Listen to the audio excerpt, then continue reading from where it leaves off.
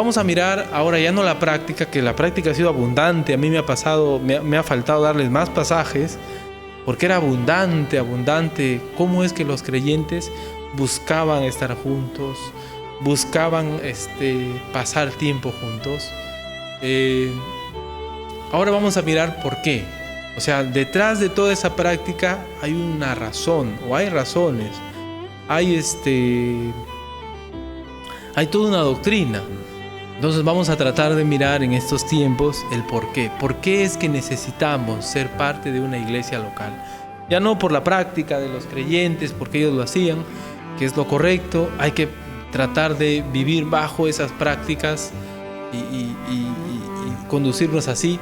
Pero ¿qué hay detrás? La pregunta es ¿por qué es que ellos lo hacían? Vamos a mirar en esta noche Efesios capítulo 4, versículo 1. Y a partir de ahí vamos a tratar de estudiar poco a poco.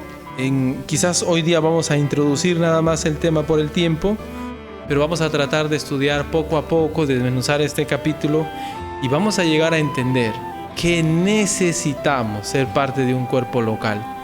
Necesitamos someternos al liderazgo de un pastor. Necesitamos estar bajo la autoridad de la palabra de Dios. Necesitamos hacerlo. Porque si no lo hacemos, estamos yendo no solo en contra de la práctica de la palabra de Dios, sino en contra de la doctrina que nos enseña la palabra de Dios.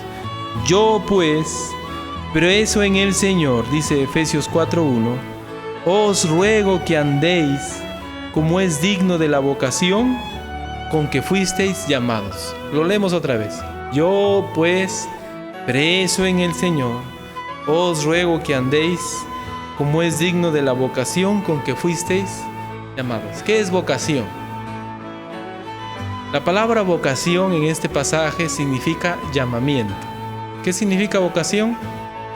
O sea, literalmente dice, yo ruego que andéis como es digno del llamamiento con que fuisteis llamados. Sino que en el español, para no caer en una redundancia, han traducido vocación. La palabra vocación es una palabra que significa llamamiento. Y aunque por el tiempo no les voy a detallar esta parte, solamente les voy a citar porque hay bastante que ver.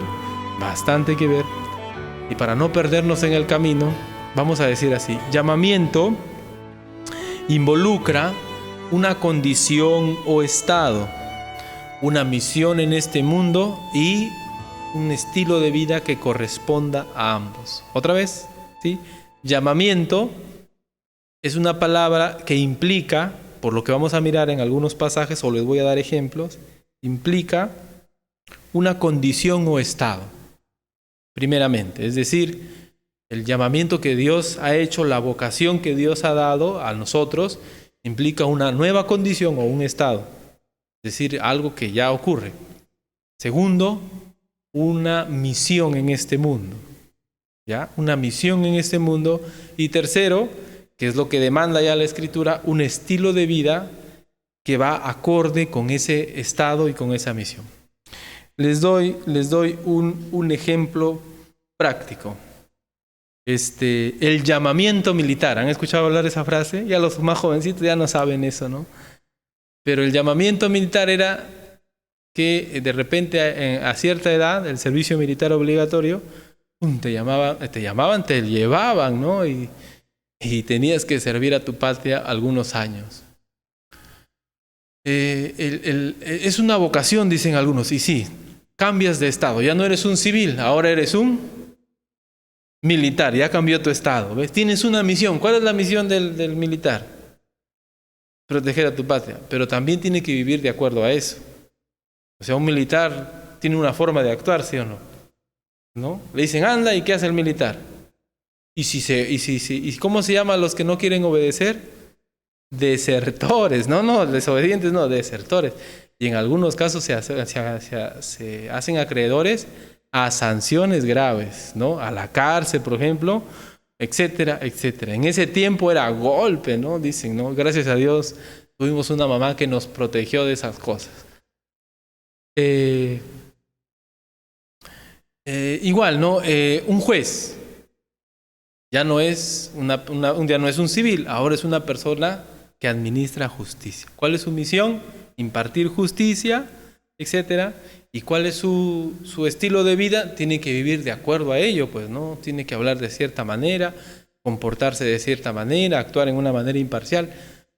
Un llamamiento involucra, y vamos a ir a algo más fácil de entender todavía, involucra una condición o estado, ¿ya? Ahora lo que soy, digamos ahora, mejor dicho. Condición, estado es lo que eres, ¿no?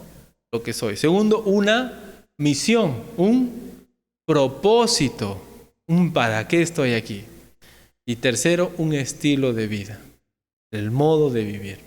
Un futbolista, el señor Gareca hace un llamamiento, una convocatoria, que es lo mismo, a un seleccionado. Y ahora el seleccionado tiene un nuevo estado. Ya no es un jugadorcito de por aquí, ahora es un jugador de la selección peruana de fútbol. Su estado ha cambiado, ¿sí o no? ¿Cómo sabemos? Ahora se pone la camiseta blanca y roja. ¿Cuál es su misión? Jugar por el Perú y ganar títulos, ¿no? Perú campeón es el grito que repite la afición, ¿no? Y si no vive de esa manera, si lo vemos que juega flojo, que juega como Claudio Pizarro, si lo vemos que no le mete la pata, como dicen como otros, ¿qué vamos a decir? No está actuando como lo que debe ser. Esa es la vida, la tercera característica. Recuerde, condición o estado. Segundo, la misión que tenemos. Tercero, estilo de vida. ¿Ya lo grabó? No lo ha grabado todavía. Primer día de aniversario y no graba. A ver, otra vez. El llamamiento involucra tres cosas. Primero, nuestra nueva condición o estado, lo que somos. Segundo, ese es el tercero, tu misión. Jalado. Y tercero, tu estilo de vida. Ahora, Pablo les está diciendo a los creyentes de Éfeso que deben andar de acuerdo, noten, el estilo de vida implica el andar de acuerdo a la vocación, al llamamiento, al estado y a la misión que Dios les ha dado. Ahora vamos a mirar un poquito ese llamamiento en esta noche. Vamos a hacer una larga lectura y en esa larga lectura vamos a tratar de mirar un poquito esa nueva condición, lo que somos, ese nuevo estado que tenemos y la misión que Dios nos ha dado. Y la vida que corresponde a ello es la vida que va a describir Pablo en el capítulo 4. ¿Cuál es la condición o estado? Efesios capítulo 1, versículos 3 al 14. Piensen, cuando decimos condición o estado, piensen en lo que somos ahora. ¿Ya? ¿Listos? A ver, vamos a leer. Bendito sea el Dios y Padre de nuestro Señor Jesucristo, que nos bendijo con toda bendición espiritual en los lugares celestiales en Cristo. ¿Qué ha hecho Dios por nosotros? Somos bendecidos por Dios, benditos. ¿Dónde estamos? En los lugares celestiales, ¿en dónde? En Cristo. Versículo 4. ¿Qué más somos? Escogidos. ¿Qué dice? Según nos escogió en Él antes de la fundación del mundo. ¿Qué más somos? Para que fuésemos santos y sin mancha delante del B. Nuestra nueva condición. En Cristo estamos. Es nuestra condición. La vocación, el llamamiento, implica tu condición o estado. Versículo 5. ¿Qué más ha hecho Dios por nosotros? Versículo 5. En amor, habiéndonos predestinado para ser adoptados hijos suyos por medio de Jesucristo según el puro afecto de su voluntad. Dios nos ha predestinado. Somos predestinados. Noten la condición. El Señor está enfatizando, o Pablo está enfatizando en la condición del creyente. Me salteo al versículo 7. En quien tenemos, ¿qué dice? Redención. Somos redimidos. ¿Ve? La nueva condición o estado. Llamamiento implica condición o estado. El perdón de pecados según las riquezas de su gracia. Me salteo por el tiempo. versículo 11. ¿Qué dice? Versículo 11. En Él, asimismo, tenemos ¿qué? Eso significa que somos ¿qué? Ricos, no, herederos, somos herederos, ¿no? Somos herederos. También somos ricos, ¿no? Habiendo sido predestinados conforme al propósito del que hace todas las cosas según el designio de su voluntad. Versículo 13. En Él también vosotros, habiendo oído la palabra de verdad, el evangelio de vuestra salvación, y habiendo creído en Él, fuisteis sellados con el Espíritu Santo de la promesa, que es las arras de nuestra herencia, hasta la redención de la posesión adquirida para alabanza de su gloria. ¿Qué es lo que ha dicho ahí? Que somos sellados por el Espíritu Santo. ¿Se da cuenta? Este capítulo mayormente habla de ¿qué? De nuestra condición, ¿no? De lo que somos, es lo que dice este capítulo. Porque vocación tiene 3. ¿Se acuerdan cuáles son las 3? Lo voy a repetir, voy a enfatizar porque no quiero que se olviden. Los 3 aspectos de la palabra llamamiento. Primero, condición o estado. Segundo, misión. ¿Cuál es nuestra nueva condición o estado? ¿Dónde estamos ahora? Estamos en Cristo, nuestra nueva condición o estado. Pensemos en la misión. Capítulo 2. Capítulos, ahí los que nos ayudan con las diapositivas hay que avanzar un poquito más abajo. Capítulo 2, versículo 1. Sigue hablando un poquito de la condición. Y Él os dio vida a vosotros cuando estabais muertos en vuestros delitos y pecados, en los cuales anduvisteis en otro tiempo, siguiendo la corriente de este mundo, conforme al príncipe de la potestad del aire, el espíritu que ahora opera en los hijos de desobediencia, entre los cuales también nosotros vivimos en otro tiempo, en los deseos de nuestra carne, haciendo la voluntad de la carne y de los pensamientos, y éramos por naturaleza hijos de ira, lo mismo que los demás. Pero Dios, que es rico en misericordia, por su gran amor con que nos amó, aun estando nosotros muertos en pecados, nos dio vida juntamente con Cristo. Por gracia sois salvos, y juntamente con Él nos resucitó, y asimismo nos hizo sentar en los lugares celestiales en Cristo Jesús. Qué maravilloso texto, ¿verdad? Para mostrar en los siglos... Y aquí viene el para qué. ¿Para qué? Empieza con el para qué, el propósito. Para mostrar en los siglos venideros las abundantes riquezas de su gracia en su bondad para con nosotros en Cristo Jesús. Por gracia sois salvos por medio de la fe, y esto no de vosotros, pues es don de Dios, no por obras, para que nadie se gloríe. Ahora noten, el texto va a empezar a hablar de lo que debemos hacer. Ya ha hablado lo que somos, un poquito en el capítulo 2, estábamos muertos en delitos, ahora tenemos vida, eso es lo que somos. ¿Pero para qué? La misión. Versículo 11, o el 10, porque somos hechura suya, creados en Cristo Jesús. ¿Para qué? Acá se ríen mis hijos porque he dicho hechura. ¿Cómo dije? Somos hechura, dije, ¿no? Porque somos hechura suya, creados en Cristo Jesús. ¿Para qué? Ya habla del propósito ya. ¿Para qué estamos en Cristo Jesús? Para hacer buenas obras. El versículo 11. Por tanto, acordaos de que en otro tiempo, vosotros los gentiles, en cuanto a la carne, erais llamados sin circuncisión por la llamada circuncisión hecha con mano en la carne.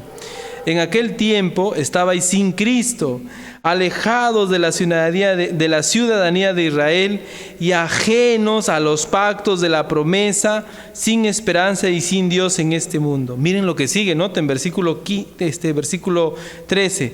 Pero ahora en Cristo Jesús, vosotros que en otro tiempo estabais lejos, habéis sido hechos cercanos por la sangre de Cristo, porque Él es nuestra paz, que de ambos pueblos hizo uno, derribando la pared intermedia de separación, aboliendo en su carne las enemistades, la ley de los mandamientos expresados en ordenanzas, para crear en sí mismo de los dos un solo nuevo hombre, haciendo la paz. Ahora somos parte del pueblo de Dios.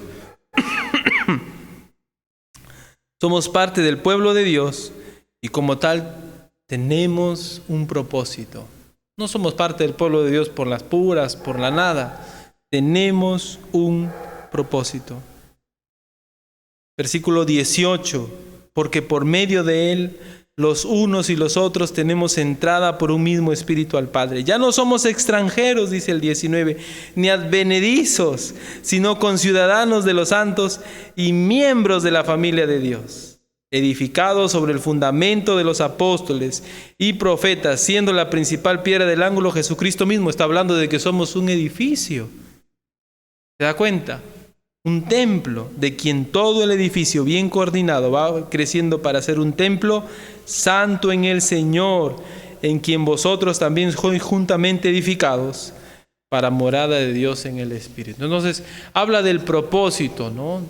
Manifestar a Dios a través de la santidad, a través de nuestro crecimiento, a través de hacer buenas obras. Entonces, mire, todos esos pasajes que Pablo ha dicho en el capítulo 1, y me faltó el capítulo 3, ya no le he anotado para no cansarles, pero si usted quiere leer más, lea el capítulo 3 y usted va a notar que el llamado de Dios implica una condición o estado, implica la misión que tenemos ahora y también implica una vida que refleje esa misión, que refleje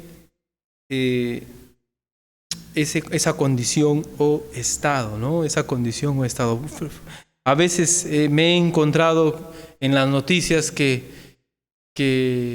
un policía no actuó como debió actuar y le dan de baja, ¿no? No tuvo la vida que debió tener y le dan de baja. La vida es muy importante. Ahora, Pablo dice en Efesios 4:1, yo pues preso en el Señor, os ruego que andéis como es digno de la vocación con que fuisteis llamados. Y la vocación que nosotros tenemos, el llamado que nosotros tenemos es un llamado muy alto, muy elevado, ¿sí o no? Ahora estamos en Cristo, somos seguros en nuestra salvación, estamos con Él eternamente, somos herederos, somos parte de un pueblo, tenemos la misión de hacer buenas obras para su gloria. Imagínense, ahora nuestro llamado es muy alto, muy alto. Pero Pablo, en esta noche quiero enfatizar, comienza diciendo, yo pues preso en el Señor. ¿Por qué Pablo habrá comenzado así? ¿Se ha puesto a pensar alguna vez? ¿Por qué Pablo no dijo, yo soy apóstol del Señor y les digo, vivan la vida que refleja su vocación, vivan conforme al llamamiento que Dios les ha hecho? ¿Por qué Pablo dice, yo pues preso en el Señor? ¿Saben qué? Lo que Pablo está diciendo probablemente, lo que yo entiendo de lo que yo he estado estudiando, es que él está diciendo, yo estoy viviendo como Dios me ha llamado a vivir. Ustedes vivan como Dios les ha llamado a vivir. Cuando uno lee la palabra de Dios se da cuenta que cuando Pablo está diciendo yo pues preso en el Señor, él no está diciendo así como a veces los que están casados dicen, vivo en una cárcel. No está diciendo una metáfora, literalmente. Él estaba en la cárcel en ese momento. Así que le está diciendo, yo estoy viviendo la vida que Dios me ha llamado a vivir. Miren por favor Hechos 9 del 11 al 15. Hechos 9 del 11 al 15. Aquí estamos con Ananías y Ananías no quería ir. Miren por favor el versículo 13. Entonces Ananías respondió, Señor, he oído de muchos acerca de este hombre, cuántos males ha hecho a tus santos en Jerusalén. Versículo 14. Y aún aquí tiene autoridad de los principales sacerdotes para prender a todos los que invocan tu nombre. Versículo 15. ¿Y qué le dice el Señor? Miren el plan de Dios para Pablo. Pablo dice, yo estoy preso en el Señor. Y lo dice por una razón. Miren versículo 15. Y el Señor le dijo, ve, porque instrumento escogido me es este. Número 1, para llevar mi nombre en presencia de los gentiles, de los reyes y de los hijos de Israel, de los judíos. Y número 2, versículo 16, porque yo le mostraré cuánto le es necesario, ¿qué? Padecer por mi nombre. Padecer por mi nombre. Padecer por mi nombre. Entonces, Dios cuando pensó en Pablo, cuando pensó en salvar a Pablo, pensó en dos cosas. Primero, que Pablo lleve el mensaje ante reyes, ante los gentiles y también ante los hijos de Israel. Pero también pensó en que Pablo viva sufriendo. Yo le mostraré cuánto le es necesario. ¿Qué cosa? ¿Qué dice el texto? Padecer por mi nombre. Padecer por mi nombre. Pablo nos relata un poquito de su vida. Lean conmigo, 1 Corintios capítulo 4, versículos 8 al 13. ¿Por qué Pablo dijo: yo pues preso en el Señor? Ya estáis saciados, dice el versículo 8 de 1 Corintios capítulo 4. Ya estáis ricos, sin nosotros reináis. Y ojalá reinaseis para que nosotros reinásemos también juntamente con vosotros. Porque según pienso, miren lo que dice Pablo acerca de su vida. ¡Qué tremendo! Dios nos ha exhibido a nosotros los apóstoles como postreros, como a sentenciados a muerte, pues hemos llegado a hacer espectáculo al mundo, a los ángeles y a los hombres. Los romanos cuando conquistaban un pueblo, ellos no lo transmitían por televisión, o la gente no lo veía, pues, ¿no? Porque no había. ¿Cómo hacían ellos para celebrar su victoria? Una vez que ganaban al otro ejército, no lo mataban totalmente. Capturaban a todo cuanto podían y los hacían formar. Y los llevaban formados y los hacían caminar al último. Primero pasaba el general que había ganado, el general romano, saludaba a su rey. Luego pasaban los soldados victoriosos, así pasaban, saludaban a su rey. Y la gente victoriaba, pues, ¿no? Y al final, al último, pasaban los derrotados. Y los derrotados iban a ir al Coliseo romano. ¿Para qué? Para hacer entretenimiento. Porque en ese tiempo la gente se divertía, pues. Se divertía en el Coliseo romano viendo a la gente, a los conquistados, muriendo, siendo comidos por bestias o entre ellos luchando.